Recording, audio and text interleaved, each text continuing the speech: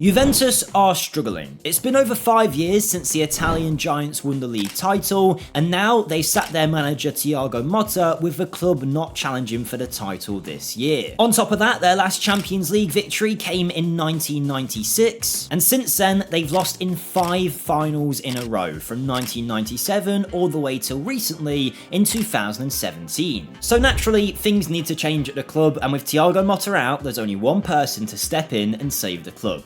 Me. And to be honest, getting back on top of the league table might not be too difficult when we already have some of the best facilities in the league, a massive stadium and a huge reputation. And of course, the club has a trophy cabinet to match with 37 league titles amongst many other bits of silverware. And whilst we don't exactly have Ronaldo still at the club, or even Pirlo or Chiellini, there's still some top talents here at Juve. Dusan Vlahovic is considered our best player at the club despite not necessarily reaching his potential yet. Recent signing Tien Koopmeiners is a brilliant midfield talent, and Brazilian centre-back Bremer will hold down the defence. But Juve aren't just blessed with good players for Serie A right now, we have a lot of potential in this squad too. Turkish star Kenan Yildiz has bags of potential, whilst recent signing Kefran Turan will be hoping to lock down a midfield place, and homegrown talent Fabio Moretti out on loan at Genoa could go to the very top. So whilst we might not be expected to win the league straight away, I don't think it will take us too long to get back on top of the Serie A, but in my 5 years as manager here, I'm not just aiming for that, I want to win the Champions League title. The game seems to think we're quite a while away from this though, with the club predicted to finish in 3rd place, with both Milan clubs having far more favourable odds than us to go and win that title. Our saving grace though is that in Serie A there isn't just one dominant club. In fact, over the last few years there's been a handful of different winners, and with a transfer budget of £12 million at £85,000 of wages, it's not exactly like we're limited in the transfer market, and I should be able to do some business in our first season. So that's going to be my first job. Get some players out the door, bring some players in, and hopefully give this Juve side a better chance of winning the league than they have in recent years. And it might only be our first transfer window here at Juve, but I think we're already on the way to starting to turn things round with what I think are some very good squad signings. Let's start with the outgoings though, where I've managed to move on Arthur out on loan for the season to Sporting Club de Portugal, just to get his wages off the books and to get some money in for a player that I do not see having a future in a Juve shirt. And then the only other sale to note was a pretty decent fee for our backup goalkeeper Mattia Pedin, who has moved to go and play for Al Fateh in Saudi Arabia for 4.5 million. He's been at the club for a few years, is no longer our number one, and I didn't really feel the need to have him at the club right now when we could make some cash off him. One to note for the future as well, I have loaned out the Portuguese 21-year-old forward Luis Semedo. He's gone out on loan to Derby County in the Championship of England, where hopefully he'll get some game time and begin to develop after his move from Benfica. So with the budget we already had and the extra money we brought in from a sale here or there, we've managed to put together about £20 million to spend on some new arrivals at the club. Firstly, I identified right back as a position where only really Pierre Kalulu stood out as a good option, so I wanted a backup, and for that reason I've gone out and signed Gabriel Zappa, the 24-year-old Italian, signing for £2 million from Cagliari in Serie B. My idea with Juve here is yes to bring in some stars, but to keep a big Italian core as well, and Juve were good in the past of signing some of the best players from Serie A and bringing them into their squad, so I'm hoping Zappa can be a nice addition. And we did a similar move with a new left back option. He's going to be our backup for the season. It's David Bartasaghi, who has joined us from AC Milan for a fee at the age of 18 of £2.5 million, which I think is a bargain for what we're getting. His first 2 games at the club off the bench have gone fairly well, and with the potential he's got, he could maybe one day be a starter for the side. But I spent the largest chunk of our budget on a new attacking midfield option for a number 10 spot, which I'm looking to play in our system. We've brought in Arsen Zakharian, who is a 21-year-old Russian international signed from Real Sociedad, where he had only recently moved from Dinamo Moscow. We've paid a fee of £12.5 million, and we're hoping that he's going to live up to that price tag with big potential. Granted, it's not the biggest transfer in the world, but we are hoping that he will reach some of that ability we expect him to have and become a top player for our side. But speaking of our side, let's introduce you to Juve's best 11, and I've got to say, I don't keep up with Serie A football all that much, and I don't actually know quite a few of the players in this team, so I'll run through them. Firstly, our best goalkeeper is Mikel De Gregorio, who is on loan from Monza, joining permanently, and the game considers him our number 1, so he is currently our best keeper. Pierre Kalulu is in on loan from AC Milan. I didn't know he'd made that move either. He's going to be our best right back, the Frenchman, and there is an option to buy him as well at the end of this year for 12 mil, which for the player he is, might be a decent fee. Then at centre-back, there's Federico Gatti, a 26-year-old Italian international, again considered one of our best, and I can't say I really know him all that well. Bremer, I do recognise at left-back, and a player we've already been introduced to, and then our left-back, our best one, is Andrea Cambiaso. The 24-year-old was signed for 7 million from Genoa and is our best in that position. We then have Douglas Luiz at 26, partnering another 26-year-old in Manuel Locatelli as our best midfield duo. Then going forward, it's Cope Miners, who we've met, with Vlahovic up top, and then on the flanks, we have Rando Kolo Muani on loan for the season from PSG, and on the left, it's supposedly Nicolas Gonzalez from Fiorentina, a very good Argentinian talent, with a lot of decent players as well through the bench and the reserves, from Kefram Turam to Milik to Yildiz, Lloyd Kelly on loan from Newcastle, Zakarian of course, who we've brought in, Renato Viega from Chelsea. But it's not exactly hard to see how Juve have fallen off in recent years, because I think our star players are probably Kolo Muani and Gonzalez, and whilst Gonzalez is joining us, they're both in on loan, so there's not much like star talent in this team, and we want to start bringing that through eventually. For right now though, the transfers that we made haven't exactly had a huge impact. I think our odds of winning the title have gone up ever so slightly, but we're still expected to finish in 3rd place. It's not exactly looking like season 1 is going to be the one where we win it, but if we want to win the Champions League in this rebuild, we need to first start dominating Italy, and we want to do that as early as possible. And in our first year at Juve, I have to say, I feel a little bit for Thiago Motta, because this season, it's been a real struggle. Our high point of the season was making it to the final of the Italian Cup, where we faced off against AC Milan, who managed to go 1-0 up through Fofana early on. And just before half-time, it looked like we might be able to get a trophy this season, as Randall Kolo Muani managed to level the scoring. But late on in the game, a corner routine found Theo Hernandez in the area, who pulled it back to Ruben Loftus-Cheek, whose deflected shot found the back of the net. And the fact that I'm saying that losing a final was the highlight of our season probably tells you how the rest of our time went. Because not only did we struggle in Europe and exited in the early rounds of the competition, but in the league, I mean, we're not even playing Champions League football next year, and we're aiming to win it. We have finished in 5th place, 71 points. Granted, I'd probably go as far as saying Inter Milan and AC Milan have a way better squad than us, and Atalanta maybe have played that style of football for a while. But to see Roma overtake us, to see us so far away of the title, 93 points winning it, we're on 71, over 20 points away. I mean, Lazio, Napoli not too far away from us either. 20 wins, yes, but 11 draws and 7 losses. It just is not good enough, and it goes to show we've got a lot of work on our hands here. Because if this was real life, there's a very good chance I would lose my job after the season we've had. I mean, Thiago Motta can tell you as much about that as anyone, but the only real thing we can take from this season is some of our top performers, because it's nice to see that Andrea Cambiaso, our left back, is a player we can rely on in that position. He was our best regular starter, and David Bartasaghi, when called upon, also did a good job. So our signing worked out in that sense. Nicolas Gonzalez is going to be a nice addition to the team, as he managed to contribute with 12 goals and 6 assists in the league, and he's joining now after the end of this season. Cope Miners scored 14. We're losing 14 goals with the departure of Kolo Muani, and Dusan Vlahovic managed to score 19 goals. The biggest disappointment for me though was Arsene Zakarian, who did score 6 but wasn't really a regular player in the team, mainly off the bench, and for that reason hasn't impressed me all that much. Kenan Yildiz managed to develop a little bit, but yeah, it really hasn't been a good first season, and if this is a sign of things to come, this might not end up being a 5-year rebuild, because we might lose our jobs. But looking at it, transfer-wise, we're moving into our 2nd season when we can really get started now with a £57 million budget and 95 grand a wage budget. Beforehand, Juve had done most of their business already, but now we're free with this money to do what we can to improve the team. And I'm telling you, I feel like I'm going to make a lot of changes to this side.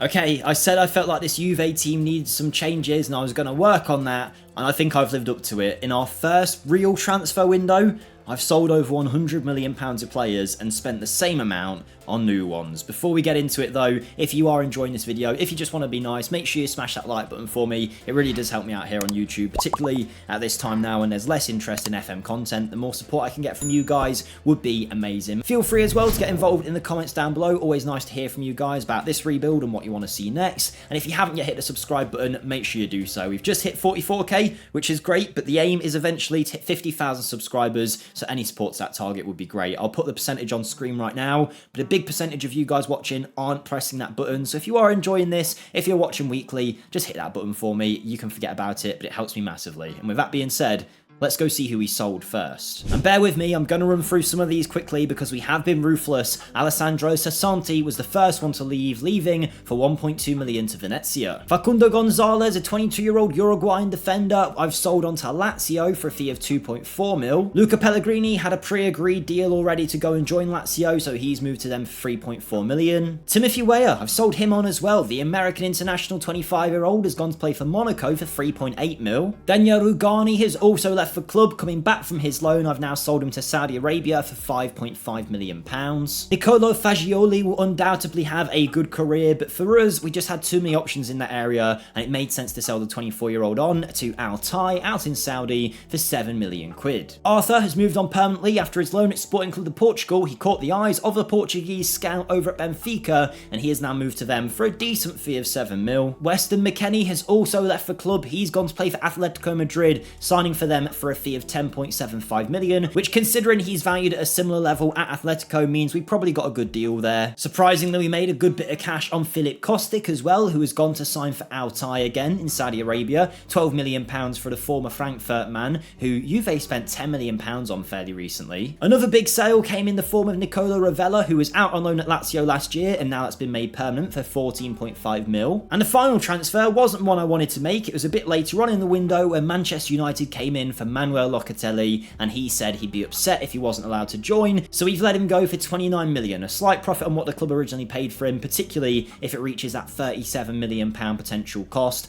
We lose a big player for us, but can't really reject that kind of money here in Serie A. But now we get onto the incomings, where, like I say, I have spent over 100 million. Some of them making loan deals permanent, but others my own signings. Before we see them though, just to let you know, I do have my own Patreon linked in the description, and if you like this rebuild and you'd like to get access to it yourself, I post the save files over there on a weekly basis for every rebuild we do, season 1 through to 5, so you can get the save and you can continue it on your own Football Manager game. On top of that, I post the rebuilds on there early, ad-free, so you guys can watch it, and we vote for what rebuild people want to see next over on the Patreon. I give them more priority when they suggest things because, of course, they support me. So thank you to the 30 odd people that are over there supporting me financially. It helps massively in terms of paying for a editor, a thumbnail designer. All of that money I get from that goes straight back into the content to make it better for you guys. So to be honest, if you want to support me, it is the best place to do so. So thank you to anyone who checks it out. It really is a massive help. But let's get back to who we signed. Let's talk about those auto transfers that had happened. Mikel De Gregorio, his transfer was made automatically permanent for 11 million from Monza. Lloyd Kelly signed on a permanent from Newcastle for 14 million pounds, and I've loaned him straight back out to Leeds United because if it was up to me, I would not have chose to do this transfer at all. And then there's Nicolas Gonzalez, the Argentinian 27-year-old who was really good for us last year and thankfully has signed on a permanent deal automatically for 21 mil, which actually, for the first time in a long time with Juve, looks like a good value for money signing. I then had my own choice with the Kalulu transfer if I wanted to make it permanent or not, and I thought, you know what, 12 million for a centre-back who can play right-back, who's still fairly young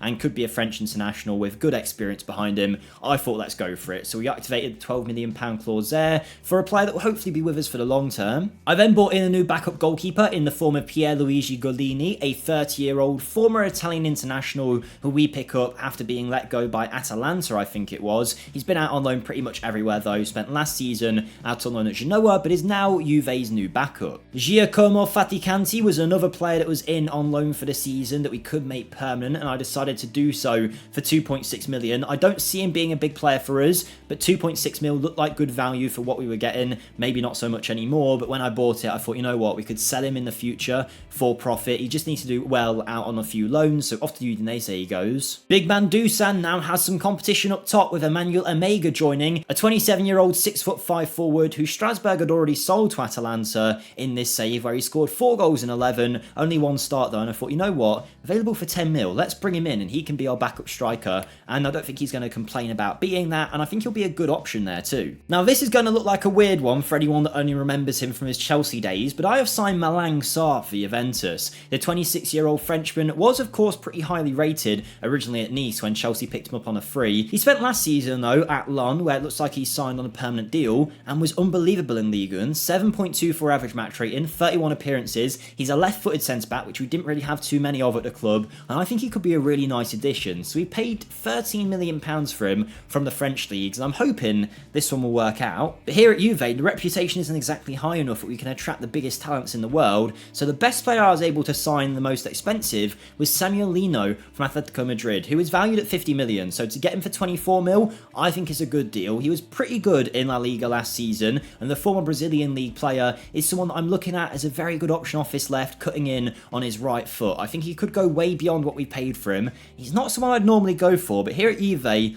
something about him just screams Juve. I don't know what it is, but he is here at the club now. And what I am thankful for is we are now a lot less reliant on loan deals, which is something that I wanted to do pretty much instantly. It's not something I think is sustainable here at Juventus, so we now have a first 11 where everyone is at the club, and the same with the backups as well. All these players are good players, and our best 11 hasn't really changed all that much. It's still the same defence. The midfield now sees Fabio Moretti come in. Obviously, with Locatelli going, he is now stepping into that midfield spot after a good year out on loan last season. Then going forward, it's Samuel Lino coming in off the left, but other than that, it's the same team we're used to. I'm not sure this team is going to instantly win the league the way that people might want, but I feel like it should be an improvement, at least sustainability-wise here for Juve, that all of these players are ours, and there's a young core in this team as well now who could grow. The game thinks we're going to finish in third place again. 10-1 odds of winning the title is exactly the same as Napoli, and only a little bit better considered than Roma, but Inter and AC expected to absolutely smash the league. Roma now managed by Jurgen Klopp as well, so there's some serious competition here. Thomas Tuchel at Inter Milan. Okay, yeah, there's some serious managerial talent in this league right now. But our Juve team is here to win it all, and in Season 2, I'm hoping we can have a much better crack at it than we did last year. And this season, I must say, was a little bit of an improvement. Granted, we weren't playing Champions League football, and the domestic cups we went out of early, but in the Europa League, we looked a lot more like we were playing at the kind of level we could manage. In fact, in the Europa League, we went all the way to the semi-final, matched up against Benfica. In the home leg, it was a 3-3 draw, but it was away from home where we got absolutely dominated. We'd done well to make it to the semi-final, and when I saw the Benfica draw, I thought we could make the final itself. We ended up losing 4-1 in Portugal, and that meant we came crashing out of Europe, but thankfully, we were a little bit better domestically in the league. And we finished in a much more respectable 4th place position, which, granted again, I am looking at and thinking, I would have lost my job here, let's be honest, if this was real life. They wouldn't have had this much patience with me. Atalanta have gone on to win the title, which just shows there's not one dominant club in Serie A right now, and that position is there for us to fill, but I'm happy because we were pretty close to the title. We drew way less than before. We lost 9, but we won 24. Only Atalanta winning more games than us. 49 goal difference, the best in the league, which is a nice sign to see. But we were 6 points away this year from the title, which maybe says more for the fact that you needed less points to win it this year than it does us getting better. But either way, it is Champions League football next year. That is a big step. And if we really don't start making our mark in Season 3, I will start getting a little bit worried. Thankfully, goals were not a problem in this year's team, with many players performing well for us in front of the net. It was more defensively where we had some issues. In fact, Nicolas Gonzalez scored 11, and Samuel Lino had a great first year at the club, managing to score 19 in all comps and 13 in the league, which certainly made his transfer worthwhile. Kefram Turam scored 26 from midfield. A slight change in the tactical system with a Mezzala system now has saw him really flourish. Malang Sarr, also one of our best players this year. Bit of transfer wizardry going on there from myself. I've got to try and give myself some credit there. Whilst Kenan Yildiz started to come out his shell a little bit more with 12 goals. Emmanuel Emega scored 11, which is very nice to see from him. And Vlahovic managed to bag 28. So it's not like we're lacking for goals anymore. This team is going in the right direction, and I'm hoping that means that in Season 3, with a few more star transfers, we could take ourselves to another level. There's £76 million to do so. Plenty of wage budget. I'm still going to move a bunch of players on too, but this is where we need to add some star quality into our lineup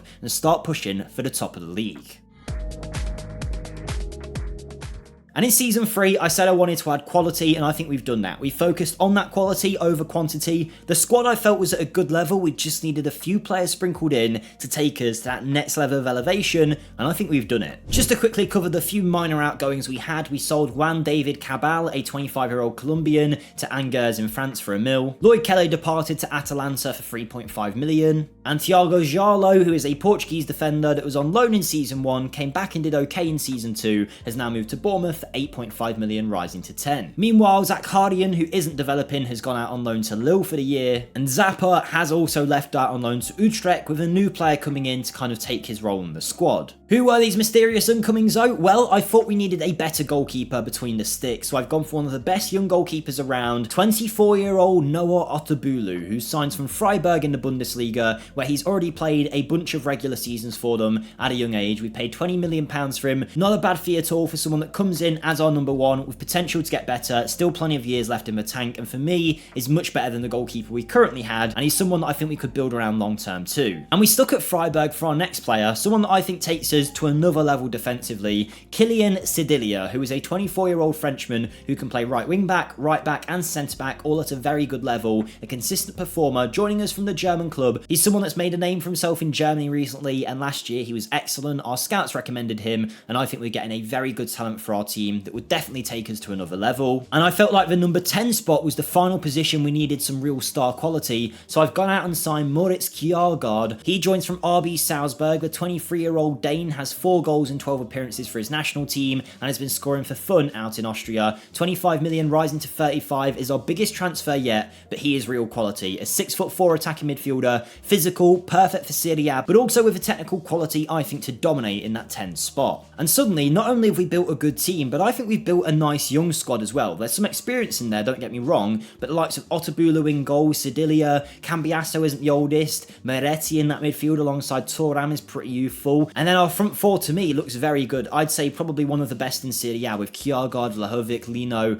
and Gonzalez as a very strong forward line. In fact, I would actually expect we are now predicted to be a real title favourite. Still not apparently. 9-2 odds of winning it. It's better than last year, but Inter Milan and AC Milan still considered way better. Still Thomas Tuchel leading the charge there. Julian Nagelsmann is at Atalanta. Klopp's lost his job, and Zidane is now at Roma. I mean, there is some real managers over here out in Italy right now that we've got to deal with. We're going to go for it. In Season 3, I think we've added the right quality to our squad to hopefully bring us that little bit closer to the league title. We just need to deliver sooner rather than later.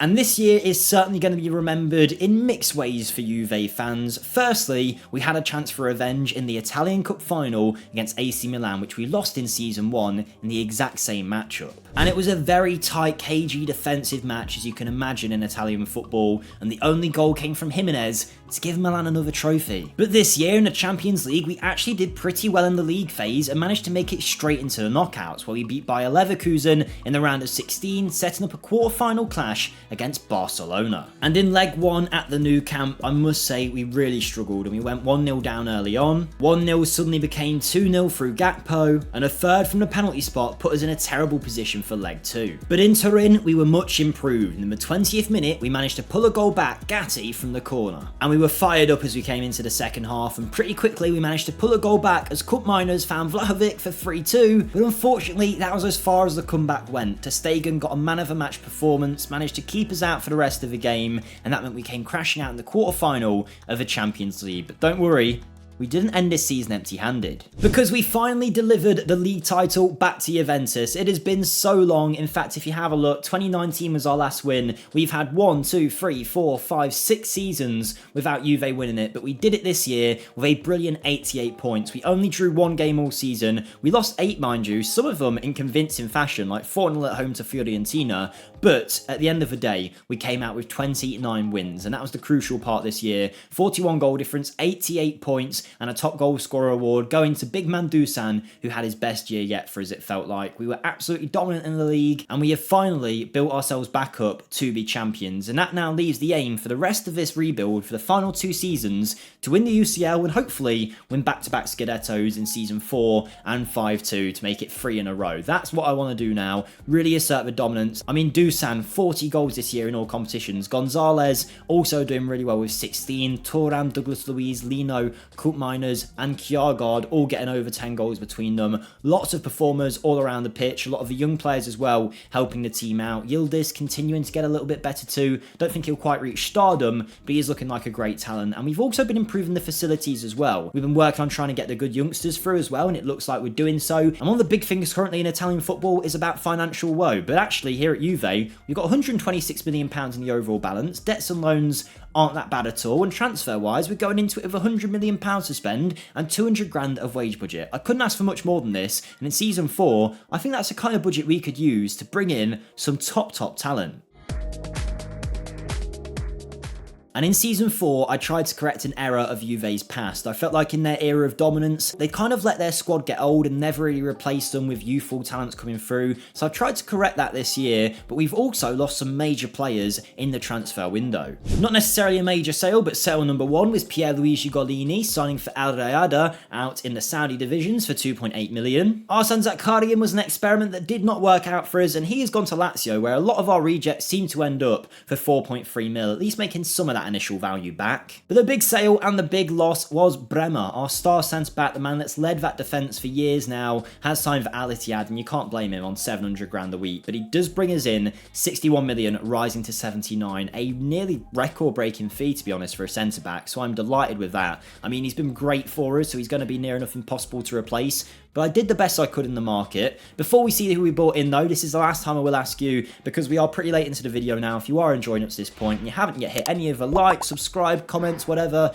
please feel free to do so. It really would help me out, and it's great to see all the support, so thank you guys. But let's see who we bought in. Let's go from cheapest to most expensive. Signing first was a new gen, Marvin Ugarte, who's been loaned back out to his Club America in Mexico, age 18, having signed for 7 million. But in the spirit of picking up some of the better talents from Serie A, I felt we needed some depth in defence, and I've bought in Connie de Winter, a 25-year-old Belgian international who can play right back and centre back, signing from Genoa for 8 million quid, and he was at Juve a few years back. A bargain of the ages, Franco Mastantuono of River Plate, the 19-year-old Argentinian, has been developing very nicely over there and is now a part of their first team setup. We've signed him for £10 million though and loaned him back there for the year to continue his growth and hopefully come to us in Season 5 as an outstanding talent. I then added Josh Doig into that left-back spot to provide some competition for Cambiasso. The Scottish 25-year-old was playing his football at Sassuolo, and £10 million is not a bad fee for someone that's been killing it really in Serie A. But my biggest signing, not the most expensive, but another club-level squad player in Brian Aguirre, a 25-year-old Argentinian who gives us a bit of extra cover in that left-wing spot with Samuel Lino, signing for nearly 15 million quid from the Argentinian leagues, and I think he's another very nice addition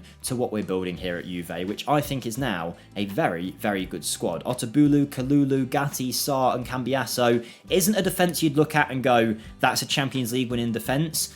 But I just don't know, there's something about it. I like who we've brought in. I like Gatti as a real leader at the back. I like Sedilia in there as well. Obviously Bremer is a big loss, but maybe we can see Sedilia step up in this position. Who knows? I don't exactly know how we're going to play it out, but right now, this is the team we're going for. Cope Miners and Thuram is our best midfield pair, with still the same front four above them, but lots of players on the bench and reserves to help out. Everything from Aguirre to this guy, who was out on loan in Season 1, that's actually developed into a nice little talent from the Juve Academy, whose name I'm not going to try and pronounce. Sarr, Luiz, Yildiz, Doig, Moretti. I really am happy with the side we've got here. I still think we could do with some more stars, but I have to be honest, Serie A is not the giant that it once was, and it's hard to bring in those real elite players to this league. They all want to leave it for the Prem when they come in, for the Saudi divisions when they come in as well. So it'll be tough. We are predicted now to be in a real title battle, us and AC Milan, with similar odds to win it now. But obviously we've won one Scudetto and now I want to win another 2 and hopefully push for the UCL as well.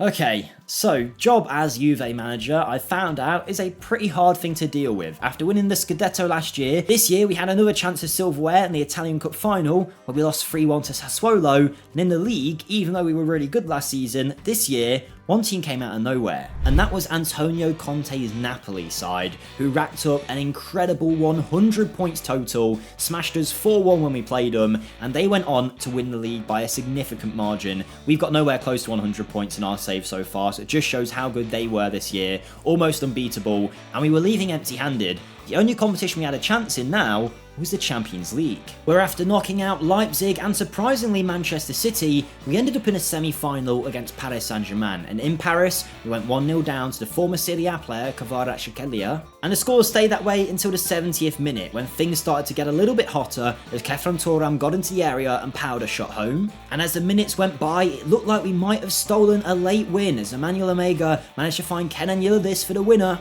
or at least what we thought was the winner, until William Saliba scored an equaliser late on. So it was level with one final match in Turin to decide who went to the Champions League final, and Kjaergaard's brilliant run allowed Vlahovic to go 1-0. And it was Kjaergaard again who managed to dance past the PSG defence, find big man Dusan, who managed to score another to put us closer to the final, but PSG kept pushing as Bradley Barcola found the back of the net in the 90th minute, but they couldn't get another, and that meant they were in a Champions League final, and they've lost the last 5 of them, so I would be nervous, but there's one team more allergic to winning Champions League trophies than us, and that's Tottenham. So us and the English side travelled to the new camp, and we went 1-0 up pretty early on through Kjaergaard. In the second half, there was a second added from Gatti from the corner. Spurs were the victims of their own mistakes though, as they managed to give us the ball and Nico Gonzalez made it free, and a Kenan Yildiz corner managed to find the head of Gatti yet again to make it 4. We demolished Spurs in probably the easiest game of our Champions League run and managed to win the title,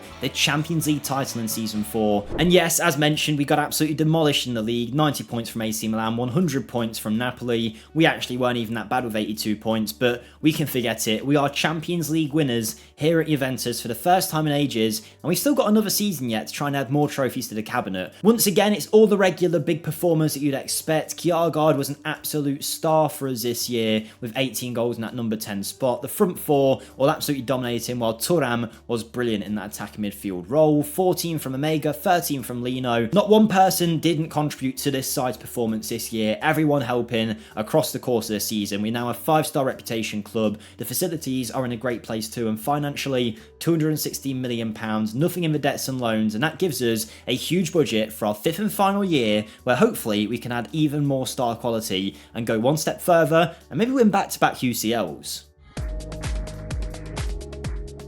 And in our 5th and final season, I feel like we've once again stepped it up, added some more quality, and I feel like this Juve team is only going up. Firstly, Connie the Winter left pretty quickly to go and sign for Damak in Saudi Arabia for just under what we paid for him. Brian Aguirre has moved to Lazio once again, another one of our players at Lazio, for a fee of 7 million. And then Douglas Luiz has moved on permanently. In real life, I know it hasn't worked out for him at Juve, but for us, it definitely did so. He was brilliant for years, and now goes to Napoli for 38 mil. Coming in, we have Englishman Jonathan Rowe as a free agent, able to play both wings, and that's the reason why we let Brian Aguirre go. Manuel Hernandez, a Mexican 19-year-old international new gen, another one that we've added to the ranks. He's also been loaned back to Club America and could be a very big player in the future. I then signed PSG's Desiree Doué in a bit of a luxury signing, to be honest, which I think could just give us an extra option in the 10 and centre mid. The Frenchman, 23 years of age, has been good when called upon for PSG, and I think we've got a great signing there for only 17 mil. And also from PSG, we have got a new starting right back in Mark Pubil, a player that I'm not really too aware of, to be honest, but he's 25 years old.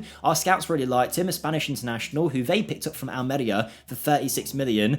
Bit of a random fee to pay for a guy that played 5 times in La Liga, but either way, they went for it, and he's been great over in Paris when given the chance. So 28 mil, I think, is still a good value for what we got. And also this year, we have the young defender we signed last season joining us on a permanent deal. We're loaned back out to Club America. Now he comes back to us, and whilst he isn't quite ready yet, I think he will be pretty soon. But right now, in our 5th and final season, our best 11, I think, is stacked. Who would have thought you'd see a Juve best 11 5 years in, where Malang Sarr and Federico Gatti are our 2 best centre-backs, but you cannot deny the talent these two have. I mean, Gatti's been just consistent at the back and a real leader. Cambiaso's been great too, but Malang Sarr, I mean, who would have thought it? The guy came in, and he's done a pretty good job for us over the years for only 13 million, so not complaining at all. Realistically though, unlike most Juve teams in the past, we are carried by our attack, not by our defence, and now we go into our 5th and final season. The game expects a title challenge, 11-4 title odds. We should be right up there, and I'm hoping in our 5th and final year we can add more silverware to the cabinet.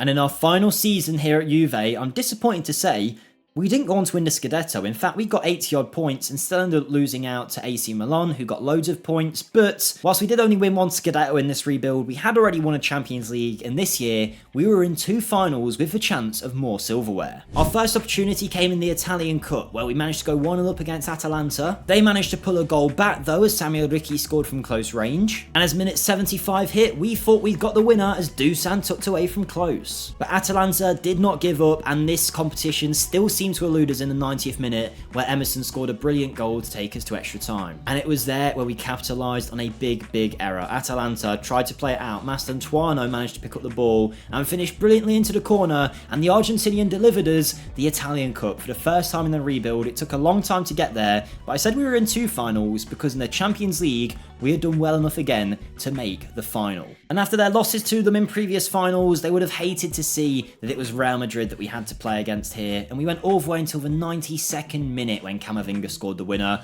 And unfortunately that was it. We lost to UCL 1-0 to Real Madrid, another Champions League final loss by Juve to Real, but we gave it a good effort. Real were better on the day, but it shows we can get there and we have built a very good team. In fact, we've managed to build a side where we have not just one player scoring over 10 goals, we have 2, 3, 4, 5, 6, 7, 8 players all scoring a bunch. I mean, Moritz Kjaergaard has been a fantastic pickup for us, now valued at 170 million. Samuel Lino valued over 100 million as well. What a player he is. Nicolas Gonzalez, 70-odd million pound player there. And we've got lots of good young players coming through the years as we go as well. It's not like we're just waiting for this team to get old, as Juve have done in the past. I think we built a very strong side with great facilities, a dev centre that's producing lots of great young players. Financially, there's 400 million pounds in the balance. The debts and loans are looking good. And because we haven't spent crazy amounts in this rebuild, if you do continue this on Patreon, you've got a £200 million budget and 1.5 million of wages. The reason being, if you have a look at the history of the club and we go to landmarks, we had a takeover come in. Midway through this season, a tycoon has taken over, which means